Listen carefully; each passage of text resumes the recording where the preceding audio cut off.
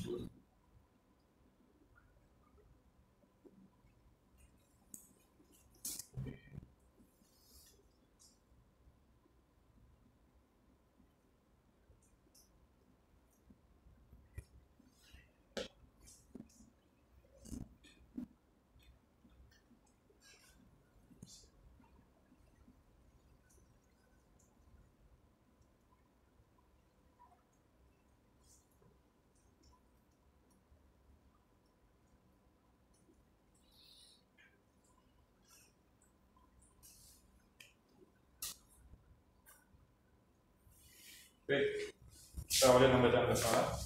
Bismillahirrahmanirrahim. Ya, kita bahas ya tentang fotoset pertama, soal nomor 1.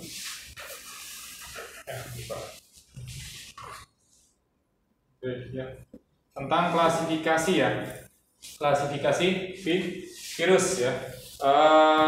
Semester pertama kita sudah bahas tentang virus ya. Mungkin sekarang sedikit diulang. Mati.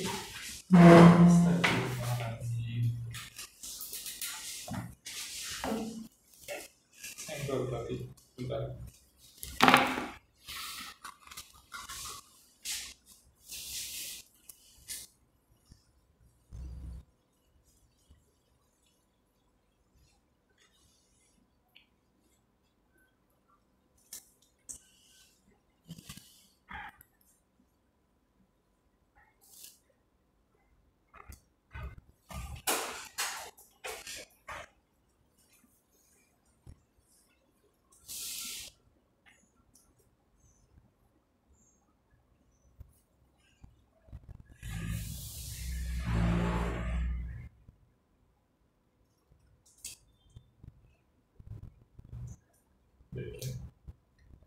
Ini ya. Jadi virus disebut sebagai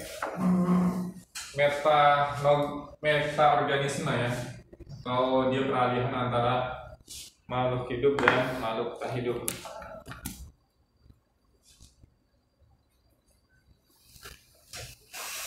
Metaorganisme ya. Kenapa? Karena dia memiliki 2 ciri ya. Ciri sebagai makhluk hidup ya. Pasti dia bisa melakukan proses namanya reproduksi ya. Ini ciri yang pasti dimiliki oleh kelompok makhluk hidup, baik tumbuhan, hewan, ya. Dia syarat utamanya atau dikatakan makhluk hidup bisa bereproduksi. Kalau pada virus ini dia bisa bereproduksi, nanti ada dua jalur kan. Ingat ada yang namanya jalur litik sama lisogenik ya. Jadi kita jelaskan apa itu litik, apa itu lisogenik. Kemudian dikatakan yang kedua, dia sifatnya parasit obligat intraseluler.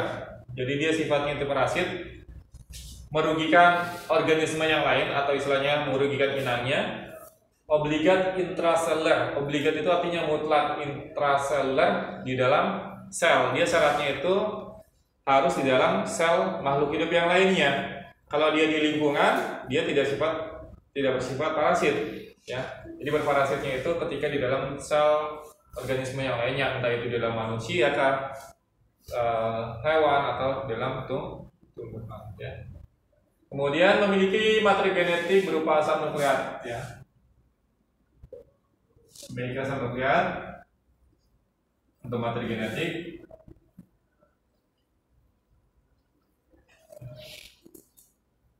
RNA atau ya DNA ya. Dia punya asam nukleatnya bisa berupa DNA ataupun RNA dia ya. Jadi punya salah satunya, tidak ditemukan kedua-duanya, hanya punya salah satunya saja. Ini ciri virus sebagai makhluk hidup ya. Kemudian ciri sebagai Allah yang bawahnya.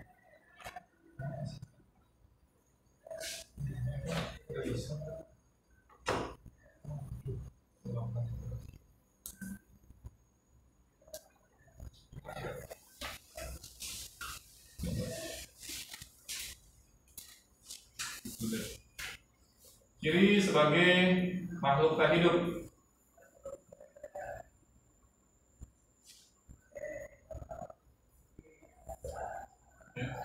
Kalau ciri sebagai makhluk tak hidup, yang pertama dia dapat dikristalkan.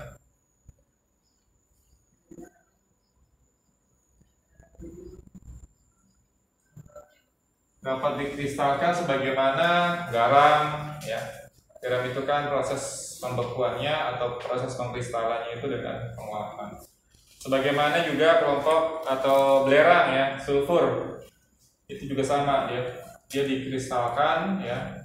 Bentuk yang tadinya dalam bentuk atau wujud gas sampai akhirnya dalam bentuk padatan ya atau kristal.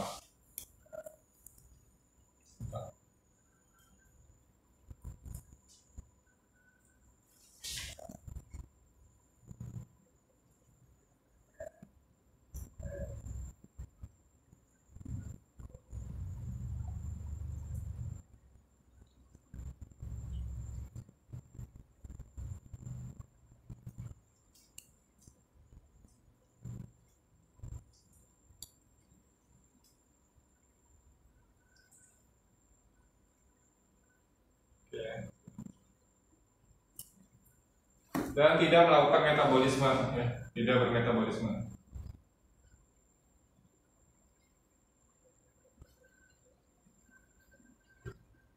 Masih ingat reaksi metabolisme apa? Reaksi pembentukan atau pemecahan ya. Reaksi pembentukan apa misalnya? Sintesis, ada sintesis protein, ya. Ada sintesis gula, atau kalau di tumbuhan namanya fotosintesis, ya. Ada reaksi pemecahan, glikolisis, siklus Krebs, ya.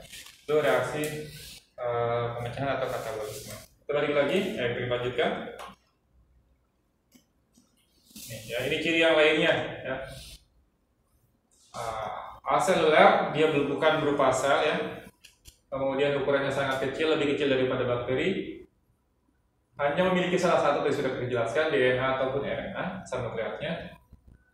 Berupa hablum dengan berbagai bentuk, maksudnya bentuknya dia, morfologinya nanti kita lihat. Tubuh terdiri atas kepala, selubung, kapsil, isi tubuh, serabut ekor, mempunyai inang spesifik, maksudnya tumbuhan ataupun hewan ataupun manusia ya. Umumnya sebenarnya kalau di hewan itu tidak mungkin virus itu menginfeksi manusia. Ya. Tapi bisa saja ketika dia mengalami mutasi, ya.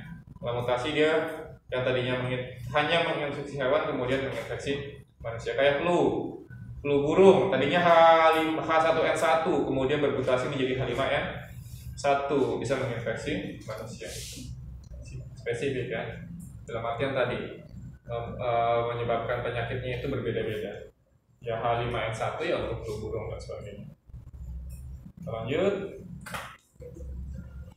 Nah, ini morfologinya bentuknya ya. Ada yang bentuknya seperti tabung, ada yang bentuknya heksagonal ya. Ada bentuknya fokus, ada juga yang disebut namanya bakteriofag atau bakteri T ya.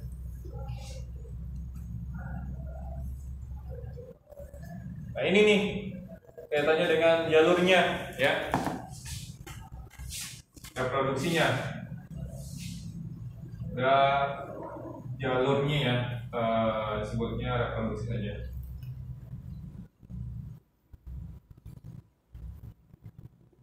Tahapannya 1 dan 2 sama. Apa itu tahapan pertama? Tahapan penempelannya. Penempelan atau disebutnya adsorpsi ya. Adsorpsi, penempelan. Penempelnya tubuh virus dengan inang. Kemudian penetrasi atau injeksi ya, masuk genetiknya. Nah, yang membedakan di sini ada litik, kilisogenik. Ya. Litik yang ketiganya itu adalah apa? Replikasi ya. Replikasi penggandaan. Yang keempat perakitan. Yang kelima lisis. Jadi dia akan menghancurkan tubuh si inangnya. Dalam hal ini kalau bakteriofag dia menghancurkan tubuh si bakterinya ya, inangnya dihancurkan. Kalau lisogenik, tahapan ketiganya itu bukan replikasi, tapi tahapan ketiganya adalah penggabungan. Penggabungan apa? Penggabungan materi virus dengan materi inangnya, bakteri. Ya.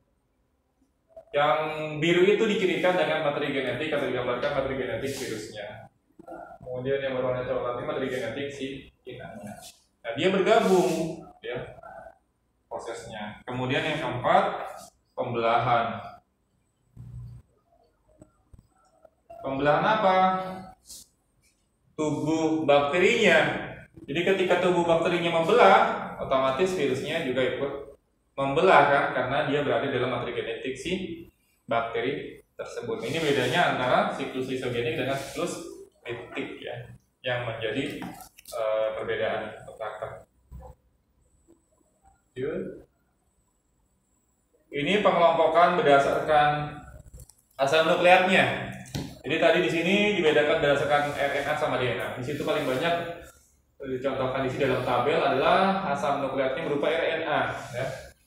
Ada penyebab penyakit infeksi usus, polio, salesma, infeksi napas, demam, influenza, campak, gondok, rabies, meningitis, ya, sampai encephalitis. Itu virus yang menyebabkan atau yang asam nukleatnya berupa RNA. Kalau yang berupa DNA, misalnya kutil, herpes, cacar, air, dan juga cacar yang biasa. Ya. Ini asam nukleatnya berupa DNA. Pembagian virusnya.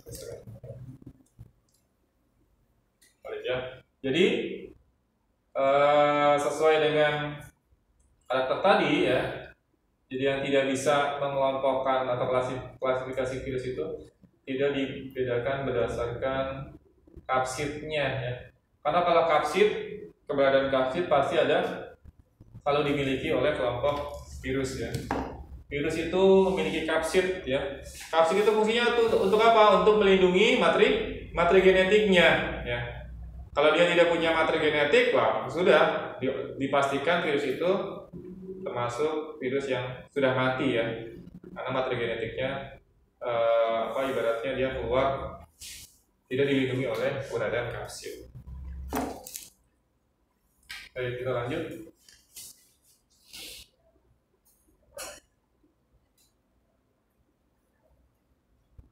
Oke. Kemampuan genom virus untuk berkorporasi dan terintegrasi ke dalam genom sel inang tanpa merusak sel inang, termasuk ke dalam daur hidup virus yang disebut tadi sudah kakak jelaskan, yaitu lisogenik. Dia tanpa merusak tubuh inang, ya kan? Gambar yang tadi ini. Nah ini ya. Ini kalau kalian lihat ya, ini yang jalur litik dia merusak dia mematikan tubuh inangnya. Setelah itu keluar, apa lagi dia menginfeksi lagi inang yang lain gitu. Memang siklus hidupnya seperti itu, sudah terbentuk, sudah ada, dihancurkan, keluar, menginfeksi lagi, terus begitu.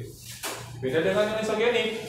Yang lisogenik dia nggak boleh merusak tubuh inangnya. Kalau dia merusak tubuh inangnya, dia akan mati karena dia terintegrasi ya dalam tubuh inang. Ya, jadi jawabannya adalah lisogenik. Lanjut ke soal selanjutnya. Oke. Berikut ini contoh dari penyakit yang disebabkan oleh virus ya. Tadi ada ya pengelompokannya nih tabelnya. Kalian lihat. Infeksi usus, polio, salesma, infeksi napas, demam kuning, influenza, gondongan, campak, rabies, meningitis, encephalitis, infeksi respiratori, kutil, herpes, cacar, air dan juga cacar. Kalau kita lihat sini,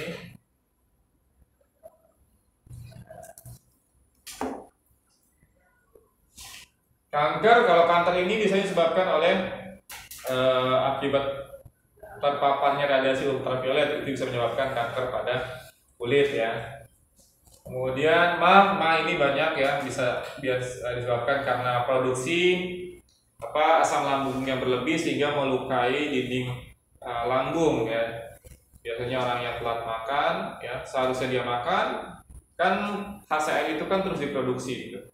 HCl terus diproduksi, sementara dia tidak makan, lambungnya kosong. Nah, sifat HCl itu kan asam.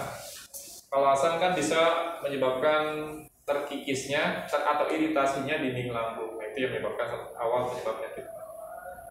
Tuberkulosis disebabkan oleh bakteri ya. Bacillus tuberculosis ya, disebabkan oleh tuberkulosis. TBC ya. Kemudian panu itu disebabkan oleh kelompok fungi. Antraks bakteri, Ebola virus, kolera bakteri, rabies virus ya. Jadi yang bukan atau yang disebabkan oleh virus adalah campak dan juga herpes ya.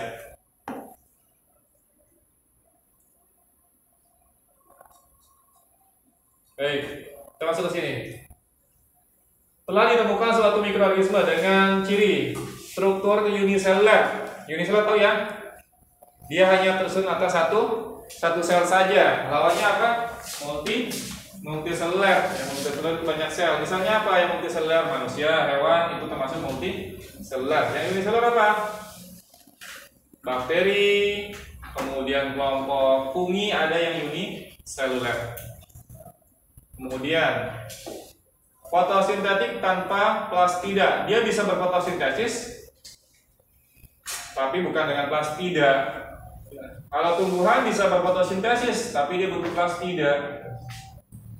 Kemudian materi genetik dibungkus oleh membran. Materi genetik tidak dibungkus oleh membran. Nah, ini materi genetik tidak dibungkus oleh membran ini nanti kaitannya dengan inti selnya ya.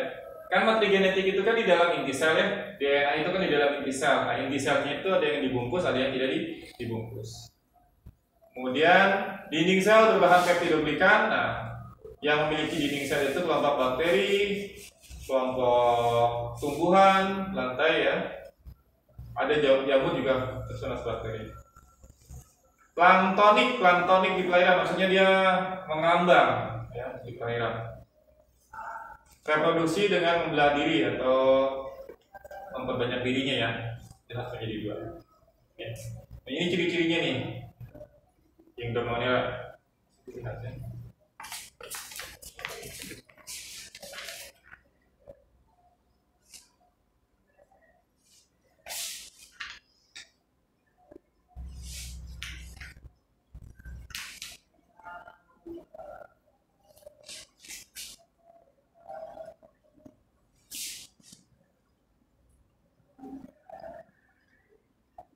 Satu sel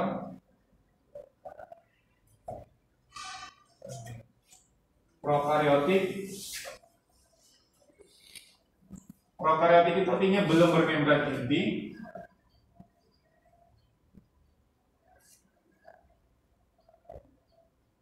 Ya, jadi intinya belum bermembran. Nah, inti ini dibagi dua nanti ya. Inti bermembran disebut namanya nukleus. Ada inti tidak bermembran namanya nukleoid ya. Punya inti tapi tidak bermembran namanya nukleoid. Tanpa organel ya, kecuali ribosom tanpa organel. Tidak punya organel dia.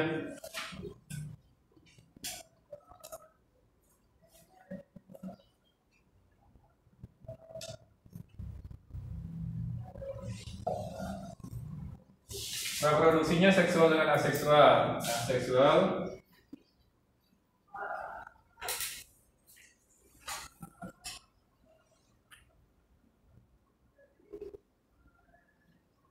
seksual misalnya konjugasi, transformasi, sama transduksi. Ya. Tapi kalau yang aseksual, pembelahan biner.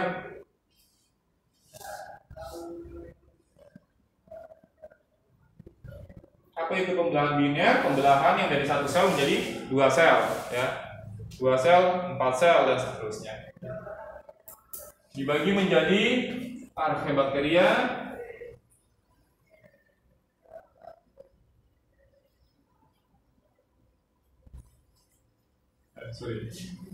archaebacteria dulu ya, bakteria dulu.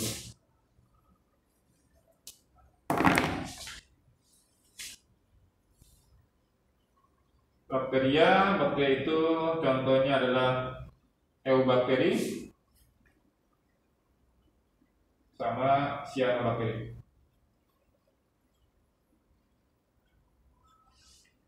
Kemudian archaebakteri,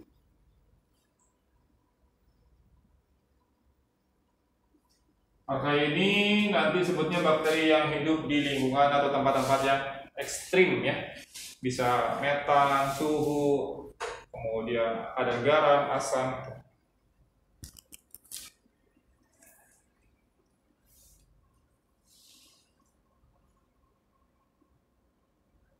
Kita break dulu. Di sini ya, jawabannya tadi adalah bakteri. Karena apa? Karena ciri-cirinya mengarah pada bakteri ya. Itu sudah kakak sampaikan. Kalau virus bukan termasuk organisme ya. Protozoa dia multiselular, fungi, multiselular, alga, multiselular. Jadi jawabannya dari situ pun juga sudah kita tebak ya. Kalau misalkan kita bingung, kita lihat fotosintetiknya. Fotosintetik juga bisa. Pantai ada nggak? Pantai nggak ada. Alga bisa fotosintesis. Ya. Tapi ciri-ciri yang lainnya tadi, dinding selnya pasti namanya peptidoglika. Oke, ya.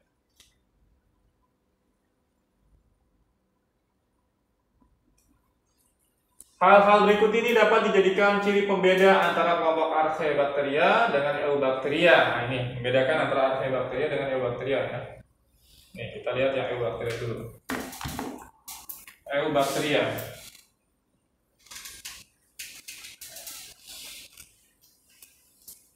Eu itu sejati, bakteri sejati maksudnya ya.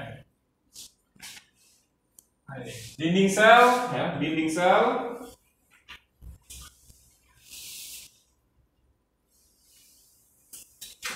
tersusun di situ mukopolisakarida, ya, jadi masuk kelompok gula. Mukopolisakarida. Dan ada namanya peptidoglikan atau disebut nama lainnya adalah murein, ya. Nih misalnya. Kemudian memiliki kapsul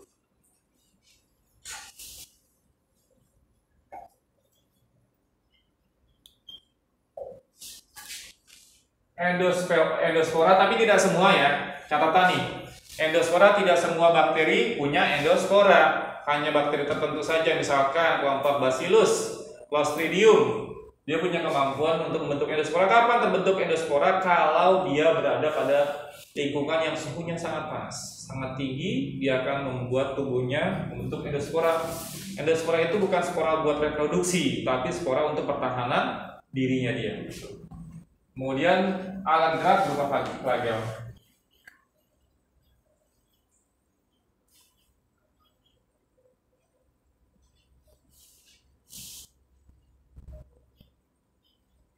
Flagel itu seperti bulu cambuk, ya. Neobacteria. Beda dengan kelompok Archaebacteria. Kalau Archaebacteria dinding selnya tersusun atas pseudo. Pseudo itu semu, maksudnya bukan peptidoglikan, seperti peptidoglikan.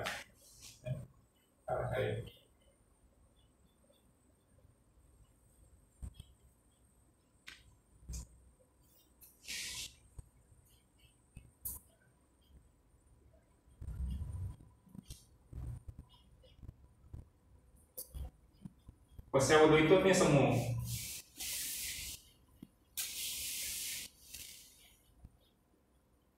Seperti peptidoglikan, bukan peptidoglikan. Lemaknya terdiri dari unit isopresin dan ikatan ester, ya. Lemak dan sel.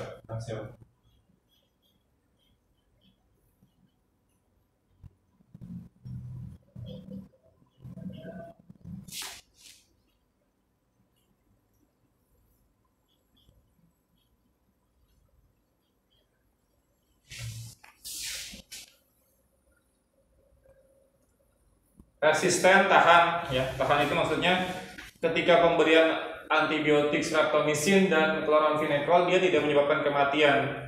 Tapi kalau bakteri yang ini, kalau dikasih antibiotik dia bisa mati, ya.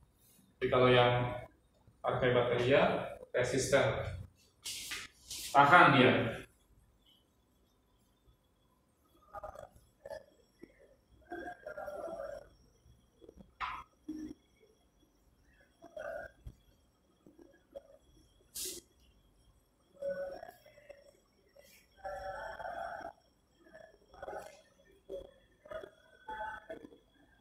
Ya.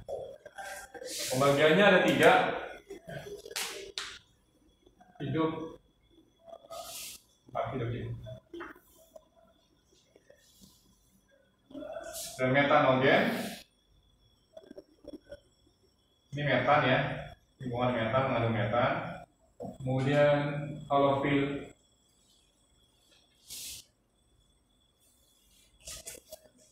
Kadar garam.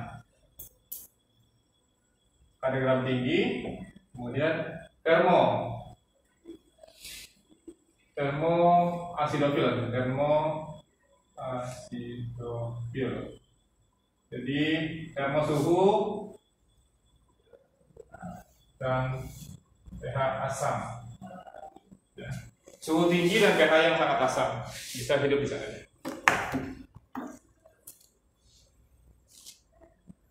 Jadi yang membedakan adalah, ya, tadi sudah dijawab, dinding selnya, ya. Kalau Eubacteria dinding selnya mukopolisakarida dan peptidoglikan. Archaebacteria dinding selnya pseudo-peptidoglikan, seperti peptidoglikan. Lanjut kita ke pembahasan selanjutnya.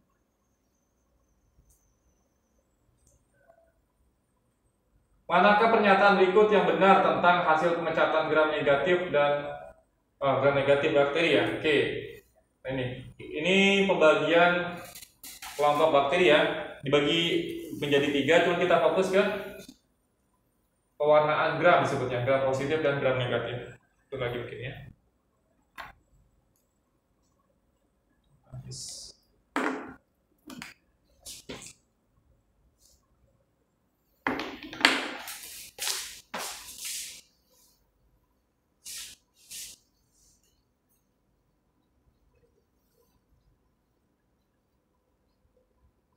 Pewarnaan gram dibagi menjadi 2, ada gram positif, ada gram negatif.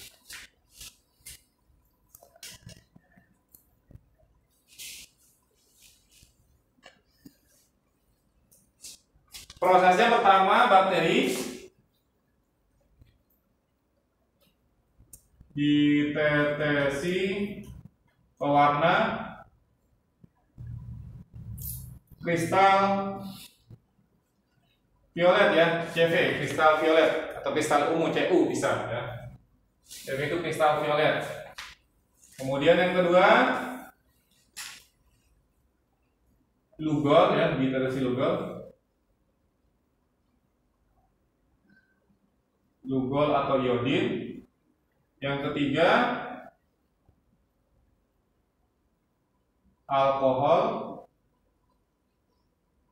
Yang keempat,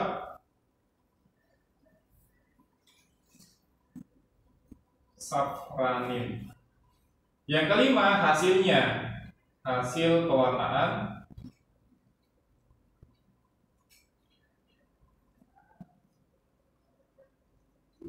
berwarna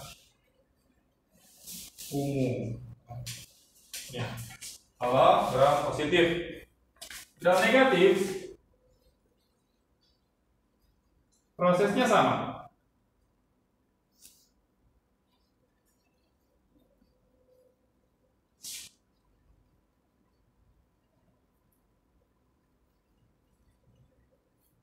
Kristal violet, kemudian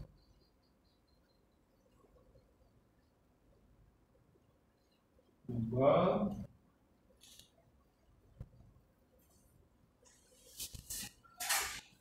alkohol, safranin. Oh ya lupa, safranin ini berwarna merah ya, ini berwarna ungu.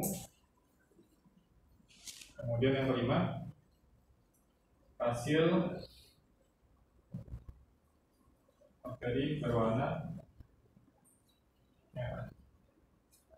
Oke, jadi gini prosesnya ya. Bakteri pertama kali itu ditetes dengan kristal violet, maka terwarnalah bakteri itu menjadi warna ungu. Ditetesi lugol semakin kuat warnanya, warna ungunya semakin pekat. Ditetesi alkohol tidak ada efek ya. Kenapa kok tidak ada efek? Karena di sini ya. Ada dua sebab. Yang pertama, dinding sel tebal dia. Dinding selnya tadi mengandung apa? Peptidoglikan tebal ya. Membran selnya membran sel tipis. Membran sel itu kandungannya lemak. Ini peptidoglikan. Lemak itu larut dalam alkohol. Ya. Karena kadar lemaknya sedikit, maka kristal violet itu yang larut hanya sedikit. Ya. Sementara yang masuk ke dalam peptidoglikan masih lebih banyak karena dia tebal, sehingga ketika ditetesi alkohol warnanya tetap warna ungu. Ya, karena yang larut hanya sedikit, yaitu lapisan lemaknya. Ditetesi safranin tidak berpengaruh, warnanya tetap ungu. Beda konteks kalau yang di sini. Kalau yang di sini dinding selnya tipis dia, ya. Membran sel tebal, ya, lemaknya tebal, ya. Ketika ditetesi dengan kristal violet, warna baterinya ungu. Ditetesi lugol, tambah pekat. Ditetesi alkohol, lemaknya larut. Ya. Kenapa? Karena ditetesi alkohol, lemaknya larut. Padahal si kristal violet itu sangat banyak tersimpan di dalam lemak ini, berikatan dengan lemaknya sangat banyak. Sehingga ketika lemaknya itu atau ditetesi dengan alkohol, maka lemaknya larut, kemudian pewarna ungunya pun juga akan ikut larut bersama dengan lemak. Kemudian ditetesi safranin masuk pewarna baru, menyebabkan selnya menjadi berwarna merah. Nah, itu bedanya ya. Beda antara gram positif dengan gram negatif. Makanya ketika kita balik ke soal tadi gitu ya, jawabannya nih.